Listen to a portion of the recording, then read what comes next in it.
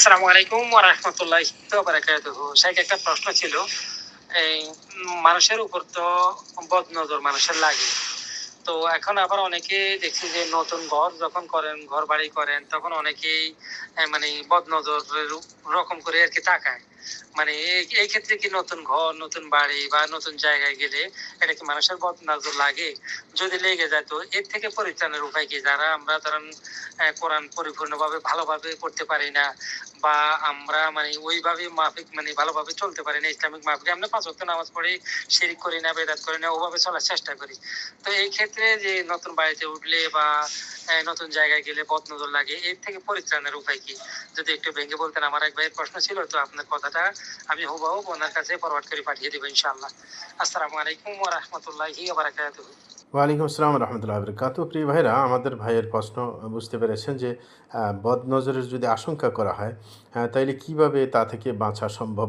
আমরা বলবো যে বিশেষ করে উনি নতুন বাড়ি ইত্যাদির কথা বলেছেন।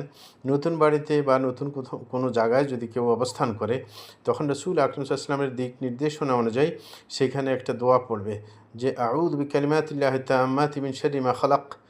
এটা যদি পড়ে তাহলে কোনো কিছু ক্ষতি করতে পারবে না।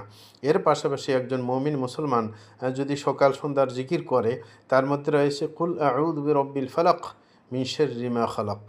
হ্যাঁ, এই দোয়াগুলো যেটা সকাল সন্ধ্যায় পড়ে, আপনার ওই ৩ কুল পড়ার যে সিস্টেম আছে, তার মধ্যে ফালাক নাস তো আছেই। যদি সেটা পড়া হয় তাহলে আল্লাহ শানু আল্লাহর সৃষ্টির অনিষ্ট থেকে তাকে অবশ্যই রক্ষা করবেন। সুতরাং আমরা মুমিন যারা, তাদের অবশ্যই সকাল সন্ধ্যার জিকিরকে ভালোভাবে আঁকড়ে ধরা দরকার, কারণ এগুলা মুমিন ব্যক্তির জন্য রক্ষা কবচ হিসেবে কাজ করে। আল্লাহ বান্দাকে রক্ষা করার জন্যই রসুলের মাধ্যমে আমাদেরকে এটা শিক্ষা দিয়েছেন। এই কারণে সকাল সন্ধ্যার জিকির সবাই আমরা মুখস্থ করে নেব এবং সর্বদা সেটা পড়ার চেষ্টা করব। যদি সেটা করতে পারি, আমরা সকল অনিষ্ট থেকে আল্লাহ আমাদেরকে রক্ষা করবেন, এটাই কোরআন এবং সুন্নাহ দ্বারা প্রমাণিত। এই কারণে সেটা করতে ভুলব না। আর যদি কোনোভাবেই ঘটে যায়, আপনার এরকমভাবে যদি বদনজর লেগে যায়, সেটা থেকে বাঁচার জন্য আল্লাহ ব্যবস্থা রেখেছেন।